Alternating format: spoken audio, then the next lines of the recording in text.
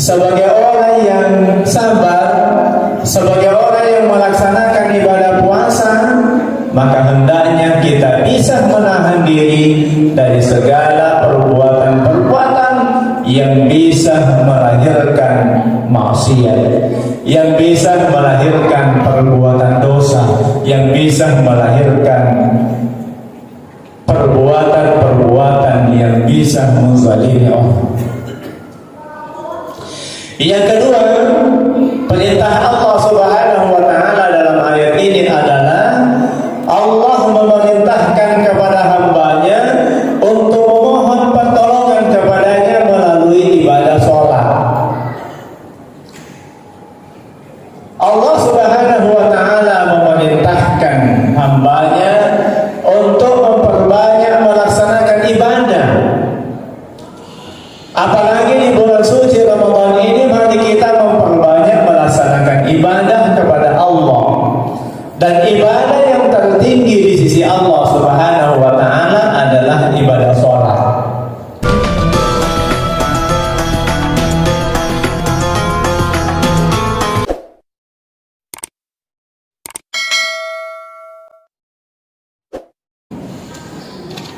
Assalamualaikum warahmatullahi wabarakatuh.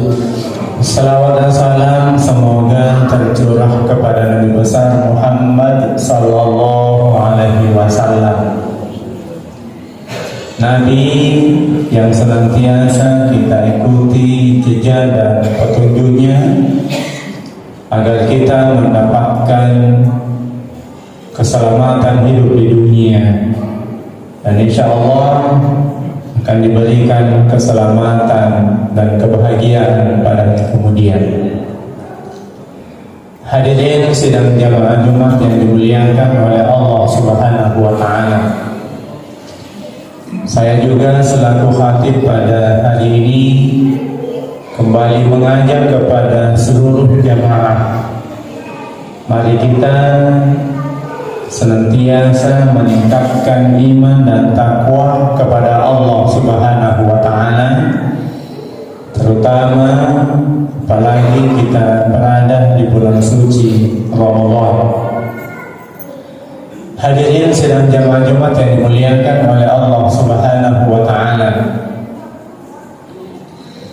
Allah Subhanahu wa taala memerintahkan kepada hambanya agar senantiasa memohon, meminta pertolongan dari Allah Subhanahu wa taala. Oleh karena kita manusia adalah hamba Allah Subhanahu wa taala yang maha lemah, sedangkan yang maha kuat adalah Allah Subhanahu wa taala. Kita sebagai hamba Allah Subhanahu wa taala maha membutuhkan, sementara Allah Subhanahu wa taala tidak membutuhkan apa-apa. Kita sebagai hamba Allah Subhanahu wa taala memiliki serba kekurangan, sementara Allah Subhanahu wa taala yang memiliki segala kesempurnaan. Oleh karena itu, bapak-bapak sidang jamaah Jumat yang dimuliakan oleh Allah Subhanahu wa taala, dalam ayat Allah Subhanahu wa taala berfirman, "Wasta'inu bis-sabri was-shalah wa innaha lakabiratun illa 'alal khashi'in." Yang artinya, hendaklah kalian meminta pertolongan kepada Allah Subhanahu wa taala melalui sabar dan sholat. Wa innaha lakabiratun illa 'alal khashi'in. Dan sesungguhnya sholat itu berat dilaksanakan kecuali bagi orang-orang yang khusyuk, orang-orang yang takut kepada Allah Subhanahu wa ta'ala. Kaum muslimin sidang jamaah Jumat yang dimuliakan oleh Allah Subhanahu wa ta'ala, dalam ayat ini Allah Subhanahu wa ta'ala memerintahkan kepada hambanya memerintahkan kepada kita agar senantiasa memohon pertolongan kepadanya dengan dua sarana yang disediakan oleh Allah. Yang pertama adalah minta tolonglah kepada Allah Subhanahu wa ta'ala dengan sarana sabar. Sabar dapat diartikan dengan puasa, sehingga kita dapat melihat bahwa orang-orang yang sedang melaksanakan ibadah puasa dapat dipastikan memiliki sifat yang sabar. Bahkan dalam salah satu hadis Rasulullah SAW dikatakan, as-sawmu nisfus sabr. Puasa itu bahagian dari sabar. Inti daripada pelaksanaan puasa itu adalah menahan diri.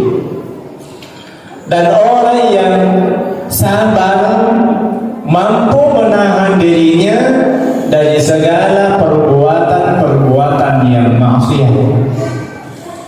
Oleh karena itu bapak-bapak sedang jemaah-jemaah yang dimuliakan oleh Allah Subhanahu wa ta'ala, sebagai orang yang sabar, sebagai orang yang melaksanakan ibadah puasa, maka hendaknya kita bisa menahan diri dari segala perbuatan-perbuatan yang bisa melahirkan maksiat, yang bisa melahirkan perbuatan dosa, yang bisa melahirkan perbuatan-perbuatan yang bisa menzalimi orang. Yang kedua, perintah Allah Subhanahu wa ta'ala dalam ayat ini adalah Allah memerintahkan kepada hambanya untuk memohon pertolongan kepadanya melalui ibadah sholat. Allah Subhanahu wa ta'ala memerintahkan hambanya untuk memperbanyak melaksanakan ibadah. Apalagi di bulan suci Ramadan ini, mari kita memperbanyak melaksanakan ibadah kepada Allah. Dan ibadah yang tertinggi di sisi Allah Subhanahu wa ta'ala adalah ibadah sholat. Karenanya sholat bisa mencegah dari perbuatan yang keji dan mungkar. Sebagaimana firman Allah Subhanahu wa ta'ala, inna sholata tanha 'anil fahsya'i wal munkar. Sesungguhnya salat itu bisa mencegah pelakunya, mencegah sahibnya dari segala perbuatan keji dan mungkar. Dalam ayat selanjutnya dalam surah Ali Imran, Allah Subhanahu wa ta'ala berfirman pada ayat 200, ya ayyuhalladzina amanu isbiru wasabiru warabitu wattaqullaha la'allakum tuflihun. Hai orang-orang yang beriman kepada Allah, isbiru, bersabarlah, wasabiru, dan teguhkanlah kesabaranmu, warabitu, dan tetaplah bersiap siaga, wattaqullah la'allakum tuflihun, dan hendaklah kalian takut kepada Allah, hendaklah kalian bertakwa kepada Allah Subhanahu wa ta'ala, la'allakum tuflihun, semoga kalian menjadi orang yang beruntung. Orang-orang yang senantiasa meningkatkan, orang-orang yang senantiasa mengasah ketakwaannya kepada Allah Subhanahu wa ta'ala, maka dia akan mendapatkan keberuntungan, akan mendapatkan keberuntungan hidup di dunia, apalagi akan mendapatkan keberuntungan pada hari kemudian insya Allah. Apa keberuntungan yang diperoleh